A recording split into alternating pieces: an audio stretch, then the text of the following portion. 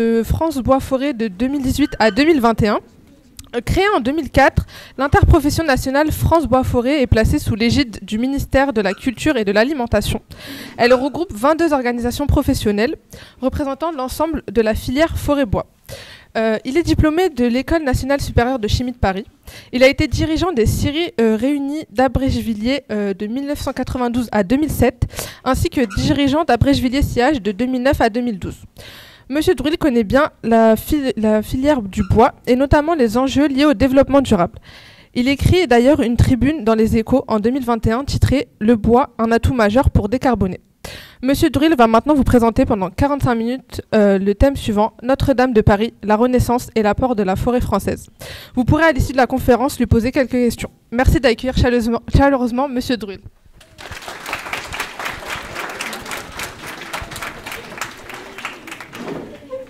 Bonjour à tous. Est-ce que j'ai besoin du micro? Très bien, merci. Alors, je vais essayer de parler fort. Si jamais vous n'entendez pas, vous criez. Alors, le lien avec cette belle journée des savants de Chotel, on va le faire avec la floriste. Et le thème, c'est Notre-Dame de Paris. Donc, j'ai eu la chance, effectivement, en tant que président de France Bois Forêt, de coordonner toutes les opérations de reconstruction de Notre-Dame de Paris, en particulier pour ce qui est la formation de la charpente. Donc on va démarrer, si vous voulez bien, par ce que j'appelle le drame. Et le drame, c'est que voilà comment vous avez connu Notre-Dame de Paris. Tout le monde ici a vu Notre-Dame de Paris au moins une fois, j'imagine. Et donc Notre-Dame de Paris avant. Et une date mémorable, j'espère que vous en souvenez tous, le 15 avril 2019, donc 18h18, c'est l'alarme Notre-Dame de Paris, et malheureusement il y a le feu. Et je dis toujours que le temps s'est suspendu pendant que les fans dévoraient Notre-Dame de Paris. Je suis toujours très sensible quand je parle de Notre-Dame de Paris. Et donc, voilà, c'est le feu. Et on va dire une petite histoire aussi dans ces 2 journées. Notre-Dame avait résisté à tout, à la guerre, avait résisté à la Révolution, avait résisté à des attentats. Il n'y avait jamais eu de gros problèmes et Notre-Dame brûle. Et donc, tout le monde se souvient de ces images. Là, elles sont prises depuis l'île Saint-Louis. Une extrême tristesse, recueillement. Les Parisiens se demandent ce qui se passe, et Notre-Dame brûle. Donc, quelques images de l'incendie. Je vous parlerai tout à l'heure de la sécurité et de l'incendie, mais donc, voilà, les images dont tout le monde se souvient. Et à 19h50, c'est la flèche qui tombe et qui détruit 2 des routes de Notre-Dame de Paris, la route du transept évidemment, et la flèche, quand elle est tombée sur le côté, elle est tombée sur la nef, elle avait détruit une des routes de la nef. Évidemment, tout le monde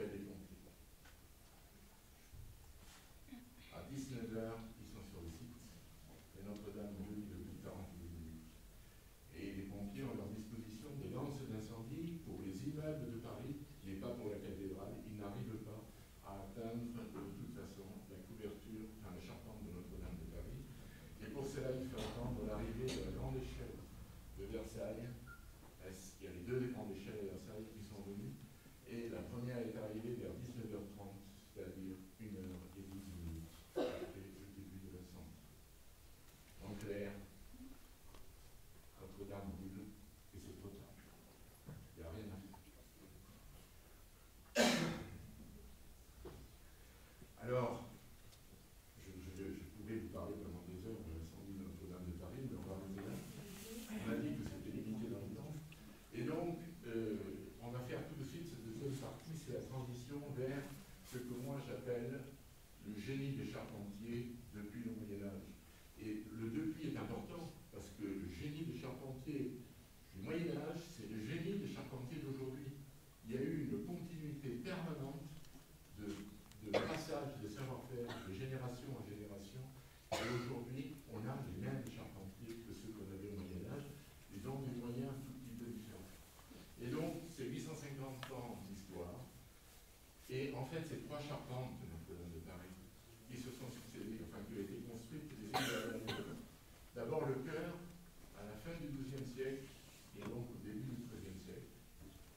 Ensuite, la nef, de 1230 à 1240, probablement une dizaine d'années pour construire la nef de Notre-Dame de Paris. Vous savez que le chœur de Notre-Dame de Paris, vous avez vu des films, j'imagine, sur Notre-Dame de Paris, d'abord la cathédrale s'est arrêtée au chœur.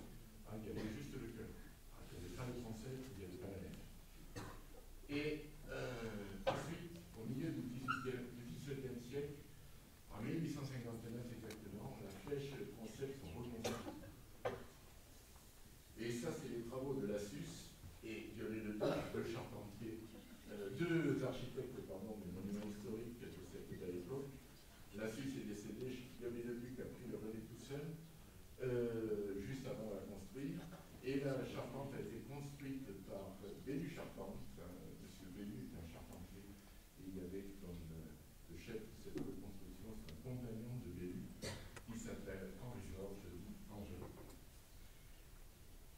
Et pourquoi le génie? C'est parce que cette charpente, c'est parce qu'on a inventé ce type de charpente qu'entre autres pu passer de l'art roman à l'art gothique, parce qu'on a pu loger sous cette charpente la croisée de l'île. Et pourquoi cela? C'est parce que ici, pardon, j'ai des loin, c'est parce que ici, ça c'est l'entrée de la ferme de Notre-Dame, et en fait, on a dégagé le bas des fermes pour pouvoir loger ici les logis. Bon, quelques images d'avant. Alors, il en reste heureusement. Ici, on a la charpente des tours, et donc celle du Bourdon. Ici,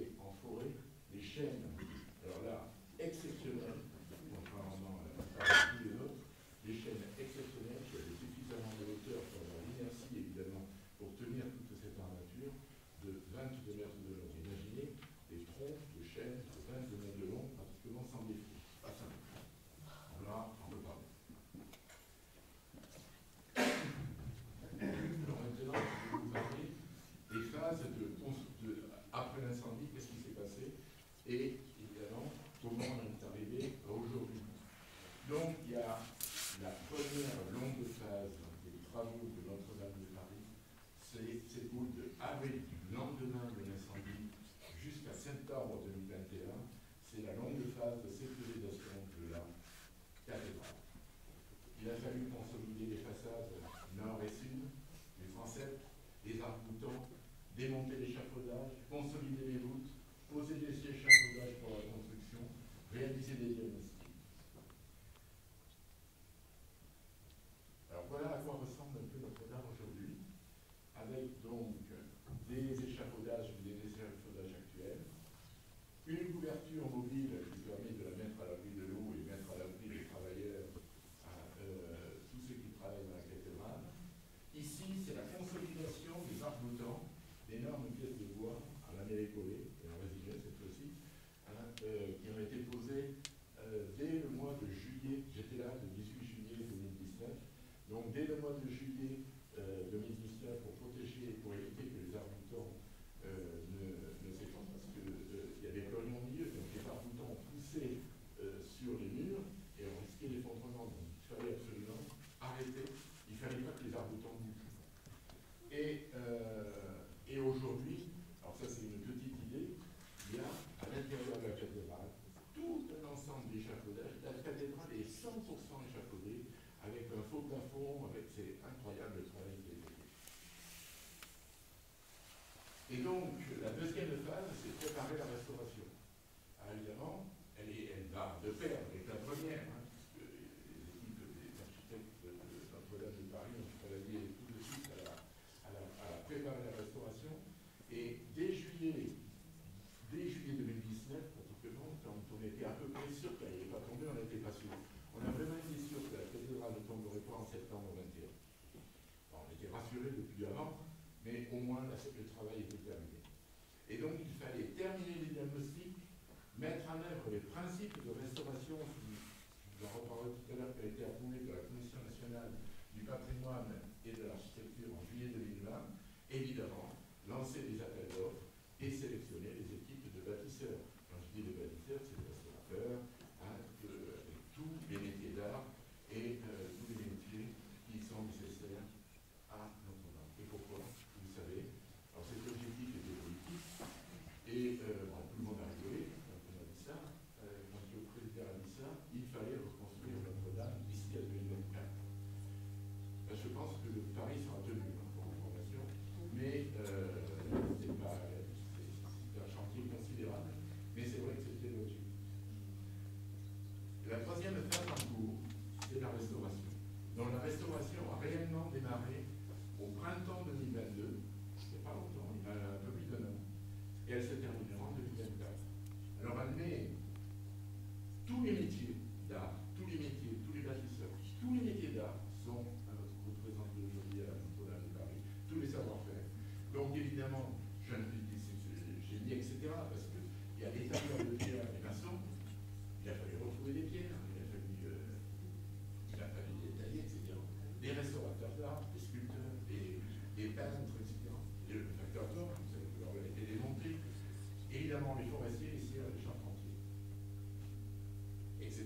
Tous les métiers sont reprenants, toujours pareil. L'objectif, c'est reconstruire Notre-Dame d'ici à 2020. Alors, je ne peux pas vous parler des pierres, je ne peux pas vous parler des vitraux, je ne peux pas vous parler de l'or, parce que d'abord, je n'ai pas trempé dedans, je ne sais pas du tout ma savoir-faire. Mais par contre, ce que je vais vous parler maintenant, c'est la reconstruction de la phase de reconstruction de la charpente de Notre-Dame de Paris. Et donc, la maîtrise d'œuvre de Notre-Dame de Paris, ce sont les ACNH et toute une équipe réunie autour de Philippe Duhamel, qui est l'architecte en chef de Notre-Dame de Paris. Et ils ont d'abord étudié plusieurs scénarios de reconstruction. Je ne vous ai pas parlé de toutes les bêtises qu'on a entendues le 15 et le 16 avril, et puis après sur la manière de s'y prendre pour reconstruire Notre-Dame de Paris, avec du verre, de l'acier, du béton, etc.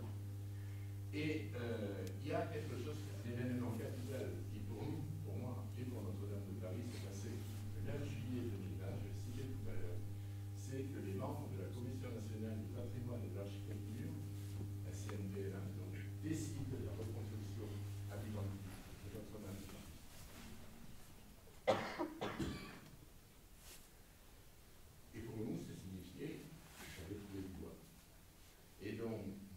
janvier 2021, on a débuté la campagne de collecte des chaînes pour la reconstruction de l'environnement du Paris. Alors, il y a deux étapes, je vous en parle tout à l'heure, mais je peux vous le dire maintenant. La première étape, c'est reconstruire d'abord la flèche. C'est pratique, si ce n'est pas commencé aujourd'hui, c'est dans les prochains jours. On commence la construction de la flèche. Enfin, c'est-à-dire la mise en place de tous les éléments qui étaient préparés avant, évidemment. Donc, la reconstruction d'abord de la flèche, du transept, et ensuite de la nef et du cœur. Ça, la nef et du cœur, ça démarrera d'ici avant la fin de l'année. Alors, la vraie question pour moi, et j'espère pour vous, c'est pour, et j'essaie de vous donner des éléments, c'est pourquoi faut-il reconstruire en chaîne. C'est pas parce que je suis forestier que je vous dis ça. Moi, j'ai transformé des métaux, j'ai transformé de l'aluminium, j'ai transformé du platine, de l'or, m'en fous. Mais je sais, je peux vous dire pourquoi il faut reconstruire en chaîne. Et je vais vous citer au moins 4 raisons. La première, c'est la sécurité. Ça vous paraît surprenant, mais c'est pour la sécurité. La deuxième, c'est pour la reconstruction à l'identique. Je vous dirai pourquoi tout à l'heure. La troisième, c'est grâce à la ressource de la forêt française. Et la quatrième, c'est grâce au savoir-faire de nos entreprises et de nos compagnons. J'aurais dû mettre un C majuscule et pas un M majuscule. D'abord, la sécurité. Alors, accidentelle, vous l'avez vu avec la chronologie tout à l'heure, j'affirme aujourd'hui que ce départ de feu aurait dû. Le départ de feu, il y a un feu, il y a un feu. Mais le feu aurait dû être circonscrit immédiatement. Si l'incendie a eu lieu, c'est tout simplement parce qu'on n'a pas découvert tout de suite là où il était, et donc on n'a pas mis en œuvre les quelques moyens très simples d'extinction de l'incendie qui auraient dû arrêter l'incendie. Et quand du bois brûle pendant plus d'une heure, vous pouvez faire ce que vous voulez, mais la quantité de bois, il y avait plus le plomb. Alors, le fameux plomb, vous pouvez me poser des questions tout à l'heure sur le plomb. Mais effectivement, le plomb a fondu. À ces températures-là, c'est monté par moins de 1000 degrés, il a un peu brûlé aussi. Donc, il y avait tout ce qu'il fallait pour que ça brûle. Il faut, quand il y a un incendie comme ça, c'est comme dans une maison, il faut l'arrêter tout de suite, autrement c'est grave. Et vous verrez, je vous dis, allez voir le film de Jean-Jacques Hano, Notre-Dame-de-Paris, il est intéressant. Le bois reste un matériau très sûr et il peut brûler longtemps. Et nous, on a l'expérience en construction de bois. On sait que, et les pompiers aiment ça. Alors les pompiers n'aiment pas les incendies, de temps en temps ils nous font des misères, mais ils savent très bien que quand ils sont dans un immeuble en bois, l'immeuble peut brûler, mais ils peuvent intervenir au moins 1 heure après le départ de l'incendie, avant que la chose ne s'effondre. Et c'est pour ça que je veux dire, alors ça ne se serait pas passé comme ça si ça avait été le cas. Et si la charpente avait été en acier ou en béton armé, et qu'il y ait quand même un incendie, parce que c'est pas parce qu'il y a que de l'acier et du béton armé qu'il n'y a pas de matière inflammable dans le quartier, là-haut. Hein, s'il y avait eu un incendie, il y avait du béton et de l'acier, il n'y aurait plus de cathédrale aujourd'hui, et ça serait complètement effondré. Et bien sûr, dès que vous construisez n'importe quel édifice, lycée, votre maison, votre immeuble, évidemment une cathédrale, vous devez prendre un certain nombre de précautions qui sont indispensables pour assurer la prévention d'abord que l'incendie ne démarre pas, et s'il démarre, que l'incendie, il y ait les moyens de lutte contre l'incendie.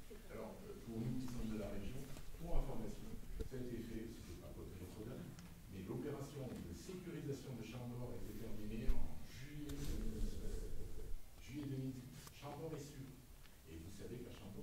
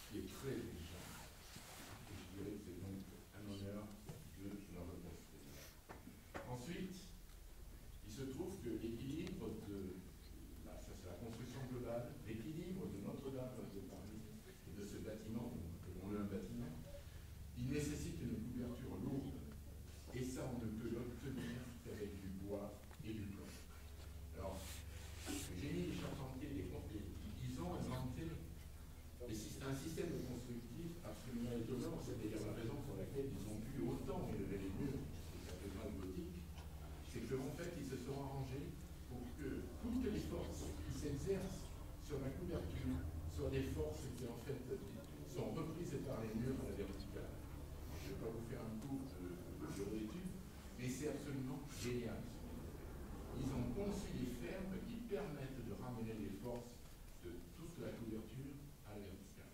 Alors, un des autres avantages du bois, c'est que le bois, c'est relativement souple. Donc, vous savez qu'un des problèmes que nous avons sur les bâtiments, c'est la résistance au vent. Et effectivement, quand ça bouge, ben, ça bouge entre guillemets de concert. Et donc, je reviens sur cette charpente-là. Ça, c'est des plans qui datent c'est un architecte en chef de Notre-Dame qui a fait ça en 1905. Et là, on représente.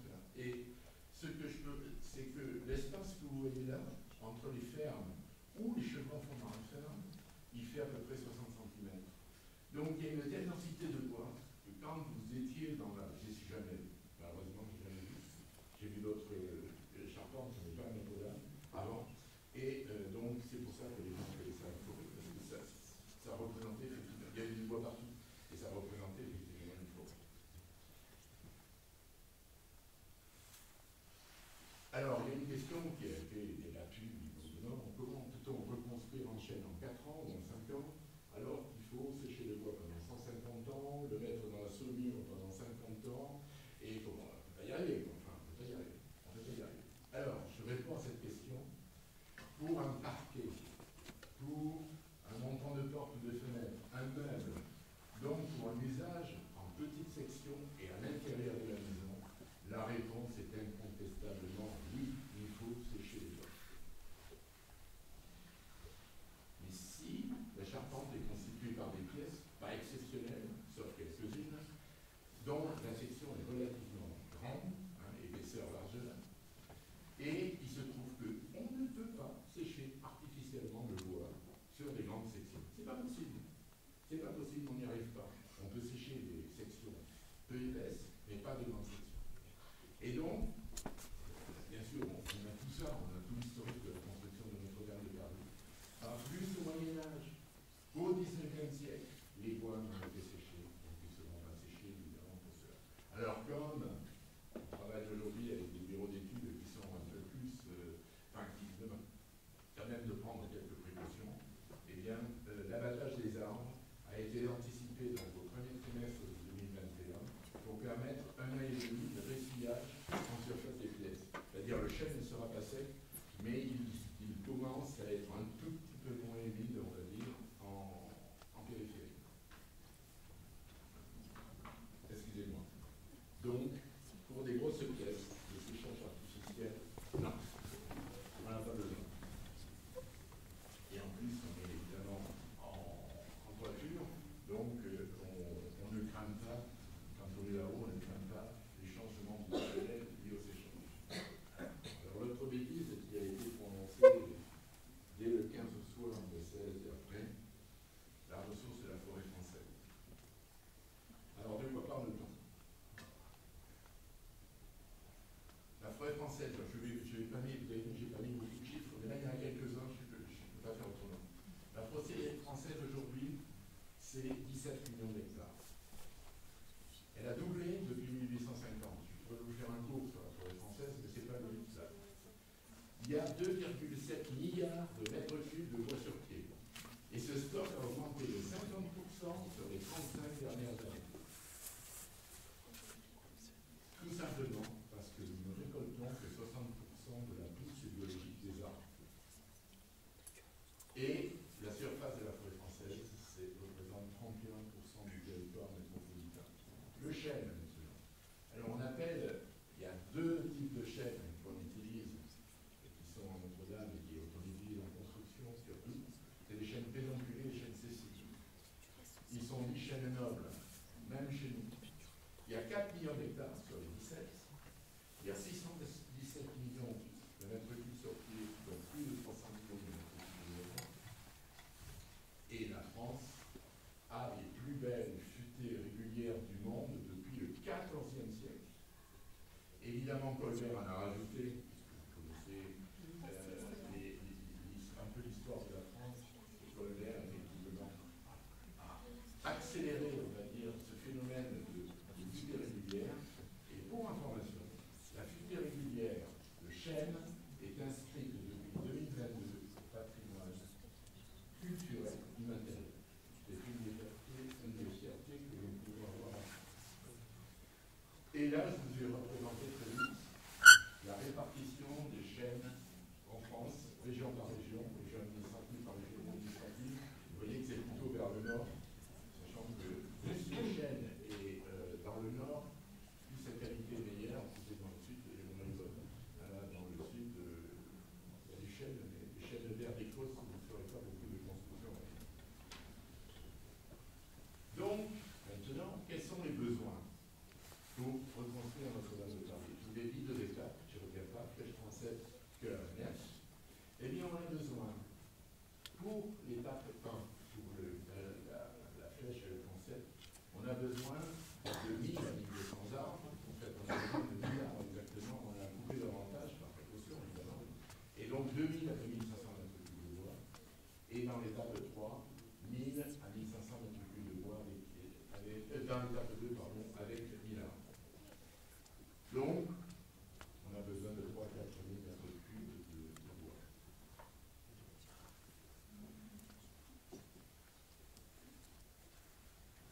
Alors, là, je vais vous laisser réfléchir 2 secondes, 3 secondes, 5 secondes.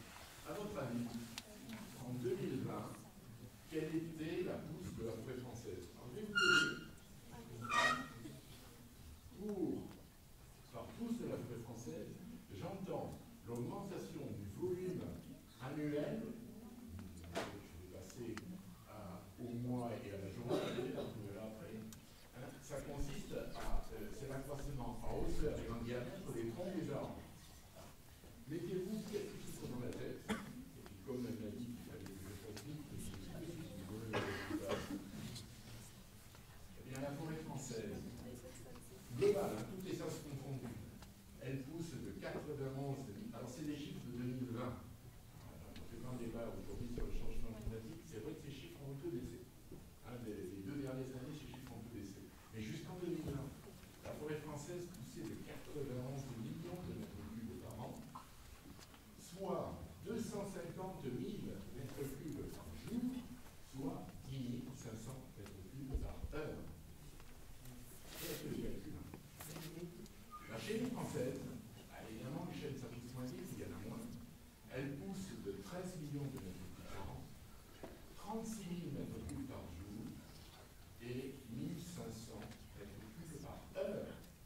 Alors évidemment, quand tu es dans la chaîne, maintenant, une heure d'après, ne le récoltez pas. Je parle bien de l'accroissement de l'ensemble des arbres de la forêt française. Et je vous rappelle donc, on a besoin de 4 000 mètres cubes. Alors, je vous ai mis 2000 mètres cubes de chêne, c'est quand on vraiment compte. On en met en œuvre un peu plus, évidemment, que tout à l'heure. Mais disons, 2000 à 2200 arbres, un peu moins de 4 000 mètres cubes de chêne, j'ai forcément grossi. Pour information, on récolte annuellement en France à peu près 2,5 millions de mètres cubes de chêne, donc ça représente 0,2% d'une récolte annuelle. Ou encore 2,5 heures de pousse de la forêt. Où est le problème de ressources? Et pourtant, certains ont osé dire qu'on allait pouvoir passer de la forêt française pour reconstruire Notre-Dame, et c'est pour ça qu'il fallait la faire en béton. Monsieur va me succéder tout à l'heure, il en parlera de ça, la culture béton de la France. Enfin, pas comme ça, il y a un peu de ça. Voilà. Donc, il n'y a pas de problème de ressources. Et la dernière chose que je peux dire sur ça, enfin pas la dernière chose, mais en plus, on nous a dit les chaînes du Moyen-Âge, évidemment, elles étaient magnifiques. Évidemment, tout le monde, vous étiez tous là au Moyen-Âge, au XIIe siècle, pour vérifier que la qualité des chaînes était bien meilleure que celle d'aujourd'hui. La réponse était évidemment non. Les chaînes du Moyen-Âge n'étaient pas aussi bons que ceux d'aujourd'hui. Enfin, parce qu'ils étaient différents, ils étaient constitués des mêmes matières, il y avait de la lignine, de la cellulose et des hémicelluloses, c'est toujours pareil ça. Mais aujourd'hui, les chaînes que nous avons, en moyenne, sont issues d'une sylviculture qui est beaucoup plus active. C'est-à-dire qu'en fait, on s'occupe des arbres. Et au Moyen-Âge, on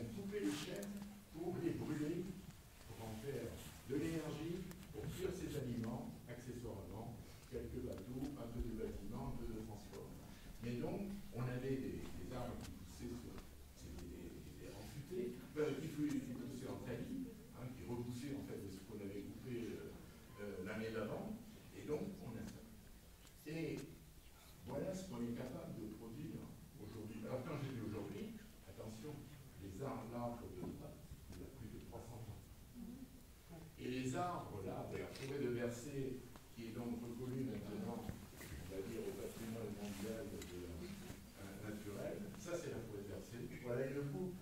Voilà des arbres qui sont, entre guillemets, en fin de cycle, en forêt versée, et c'est dans cette forêt-là, entre autres, qu'on a trouvé les bois pour faire donc des diagonales, des tabourets de la flèche de Notre-Dame-de-Paris. Et je rappelle donc que la forêt, on ne va pas venir en boucle, hein, mais c'est la forêt. La forêt de Bassée, je rappelle cette évidence super régulière de chênes est inscrite depuis 2022 au patrimoine culturel immatériel. Je ne sais pas s'il y a ici des gens de l'ONF, vous avez sans doute des amis qui travaillent à l'ONF.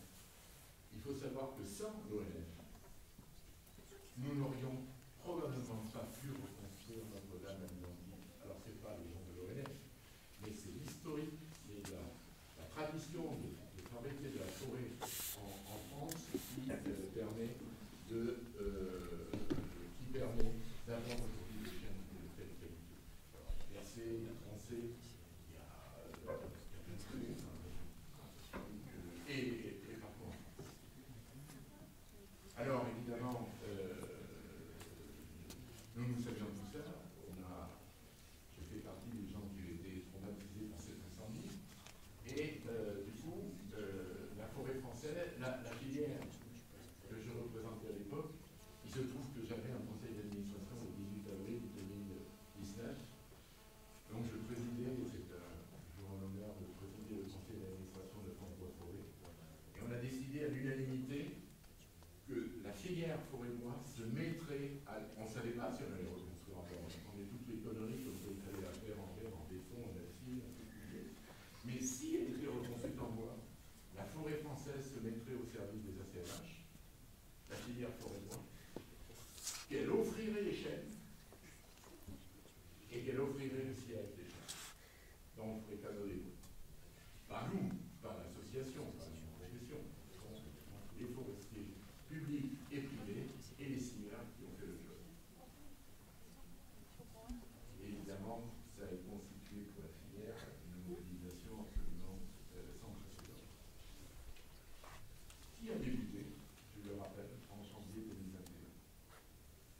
Alors, la valeur symbolique de cette renaissance, je dirais, elle consiste à recueillir des arbres. Tous les arbres ont été géolocalisés, ils ont tous depuis, si je peux dire, après ils ont été tracés. Voilà la cartographie des prélèvements d'arbres. Et pour information, on est quand même un peu chauvin ici, le centre de la Loire est la première région pourvoyeuse de chênes pour la reconstruction de Notre-Dame-de-Paris. Et là, une petite affiche que l'avait faite uniquement pour représenter la flèche, une partie de ferme du français,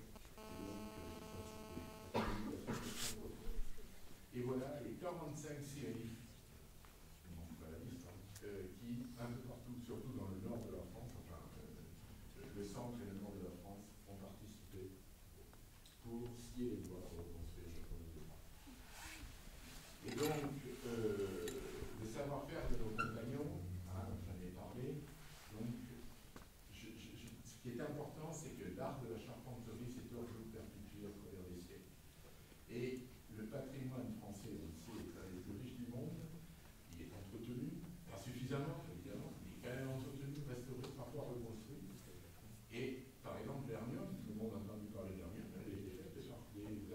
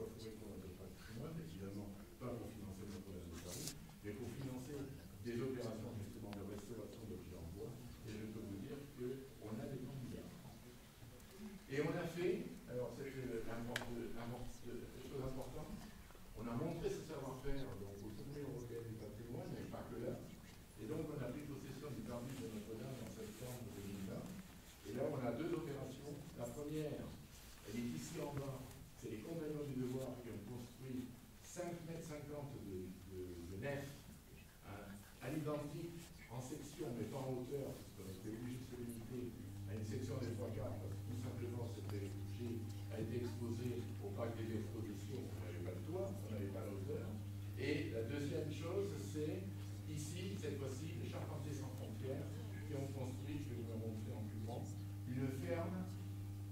Alors voilà, les compagnons ont fait ça, et les Charpentiers sans frontières ont refait une ferme strictement à l'identique de la ferme du Moyen-Âge, de la nef du Moyen-Âge. Alors je vais accélérer la vie parce que j'ai encore des choses à vous raconter. Et alors, toujours pour les gens de la région, et c'est pas plus loin de chez nous, la nef qui a été construite par les Charpentiers, nous l'avons remontée au château de la Beaudesière, chez mon ami Villiers de Braille, et c'est pour montrer ce travail des compagnons d'aujourd'hui qui sont capables de reproduire ce qu'on faisait à Moyen-Âge avec les nefs techniques, c'était à la main. Enfin, c'est ce qui est quand même nécessaire. Et donc, pour terminer, et on va faire vraiment là le lien avec le végétal et l'intérêt du végétal pour nous, je dirais que ce qui est important, c'est de savoir ce que peut apporter la forêt française comme solution irremplaçable à l'heure du changement climatique. Alors, deux mots sur la neutralité carbone. Là aussi, je ferai un cours. Je vous dis simplement les grands principes. Il faut savoir que la neutralité carbone, c'est quoi? D'abord, ce sont des émissions. On va parler de neutralité, il y a donc des émissions. Et les émissions, toute activité humaine fait des émissions de CO2. Tout simplement parce que on fait quelque chose, on consomme de l'énergie. Regardez ce que raconte Jean Covici, si vous le connaissez. Et on consomme de l'énergie, donc on émet du CO2. Et quand on émet du CO2, forcément, là maintenant, on utilise du pétrole, du charbon, du pétrole et du gaz. Et ce qu'il faut savoir, c'est que ces émissions sont définitives, pas complètement. Donc le CO2, il finit par se réduire, mais c'est à l'échelle de plusieurs dizaines, voire plus de 100 ans. Et rappelons quand même que le CO2 est indispensable à la planète. Sans CO2, on n'est pas là. Le végétal ne se construit que parce qu'il y a du CO2. S'il n'y a pas de CO2, on est mort. On n'existe plus. Mais il ne faut pas qu'il y en ait trop. Il ne faut pas qu'il y en ait trop. Et donc, quand on parle de neutralité, on a des émissions, et puis on a la captation, le stockage du CO2. Alors, le stockage du CO2, eh bien, vous avez deux possibilités de stocker du CO2. Vous n'en avez pas trois, vous en avez deux. La première, c'est la plus importante. Ce sont les océans. Les océans, par dissolution, captent énormément de CO2. D'accord? Alors, comme je ne connais pas les océans, je dis simplement, arrêtons de saloper les océans, peut-être qu'on captera encore plus de CO2. C'est tout ce que je peux dire. Deuxième chose, c'est la photosynthèse. La synthèse chlorophyllienne produit de l'oxygène en prenant donc le CO2 de l'atmosphère avec le soleil. C'est un miracle de la nature, mais chaque fois qu'on fait pousser une plante, quelles que soient les plantes, et qu'on fait pousser un arbre, on capte du CO2. Donc, on a deux possibilités, c'est capter du CO2 grâce à la forêt et grâce aux océans. Alors maintenant, oui, je rappelle cette photosynthèse, le cadre ce PC ne fonctionne pas comme le mien, alors je suis sorti. Donc, la lumière du soleil, et cette équation, je vous la mets là. Hein. Alors ça, c'est le chimie pur. Personne. Alors, il y a un petit souci, c'est qu'on ne sait pas trop comment fonctionne la photosynthèse. Ça marche.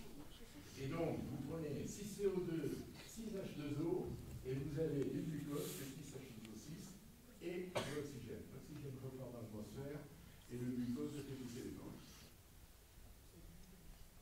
Et je dis que c'est en cela que les forêts et les plantes sont renouvelables et qu'elles constituent une ressource potentielle très importante pour la planète. Alors, c'est là où éventuellement choquer un peu, si vous avez des questions, on y répondra. Lorsque nous utilisons du bois que la forêt a séquestré, nous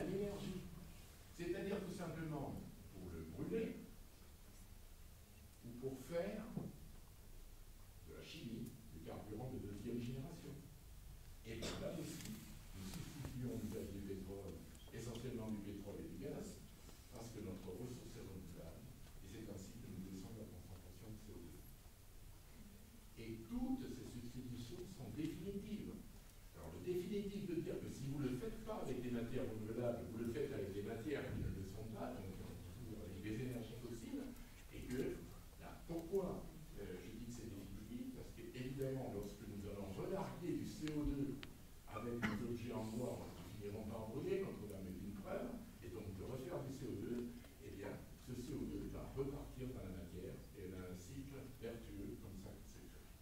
Mais il y a une condition. Il n'y en a pas 36, il y en a une pour que tout cela soit fait. C'est que nous devons avoir la gestion durable de la forêt. Et c'est quoi la gestion durable de la forêt? Alors d'abord, je dis qu'aujourd'hui, la forêt française est gérée durablement. Et ça veut dire quoi, durablement?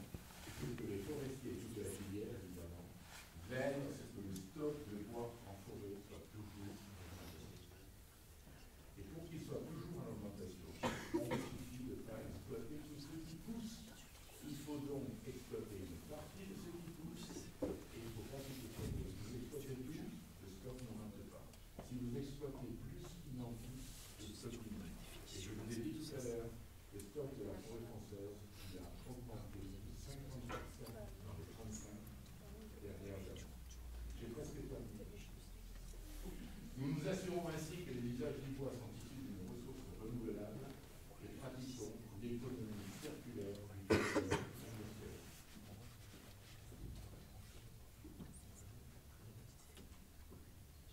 Et la conclusion est la suivante. Plus que jamais, la forêt a besoin de l'homme pour s'adapter, se renouveler et de prospérer. Et la devise de France Bois Forêt, j'en suis un peu fier, c'est ensemble pour une forêt durable et responsable. Voilà, merci.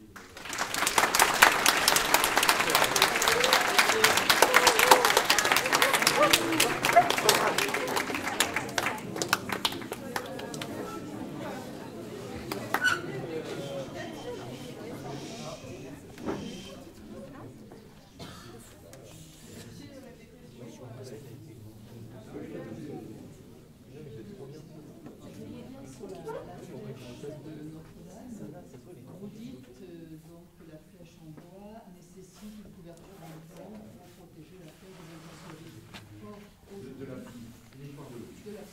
Or, aujourd'hui, on voit des tas de bâtiments, d'immeubles construits en bois, des chalets à la montagne, qui pour autant ne sont pas plus que ça impactés par la pluie ou par les autres intempéries, la neige. Donc pourquoi Notre-Dame plus quelque chose? Et en plus, par rapport au plan de cette couverture, le problème s'était posé lorsqu'il y a eu la sanction de ce plan et les particules dégagées, puisqu'on sait que pour la santé, c'est finalement pas le plan. Donc pourquoi réutiliser à nouveau du plomb? Alors, je vais répondre aux deux questions. La première question, c'est pourquoi l'eau est-elle néfaste au bois? C'est que le problème d'une charpente, comme ça, une charpente, ça se fait avec des assemblages. Donc il y a des creux, il y a des usinages, etc. Même si c'est manuel, il y a quand même des usinages.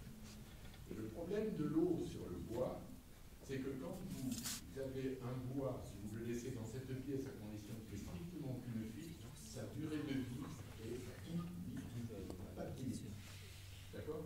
Par contre, si vous mouillez du bois, si vous le séchez, si vous remouillez du bois, vous le séchez, etc., à ce moment-là, vous aurez forcément la première chose qui va venir, ce sont les champignons, les fongicides, les champignons, et parfois, éventuellement, surtout sur des espèces comme ça, des insectes.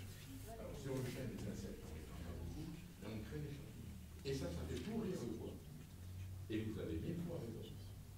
Les chalets sont recouverts de bois et sont à l'extérieur. Mais par contre, la charpente de ces chalets, elle répond au même principe. Elle est strictement à l'abri de l'humidité. Et quand vous faites ruisseler du bois sur des bardages en bois, eh bien, grossièrement, le bois ne reste pas. D'accord? Il est vraiment uniquement en surface. Et il n'attaque pas le bois.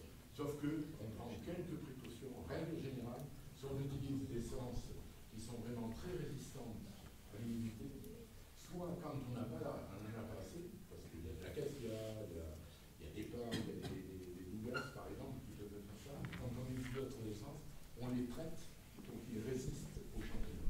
Voilà.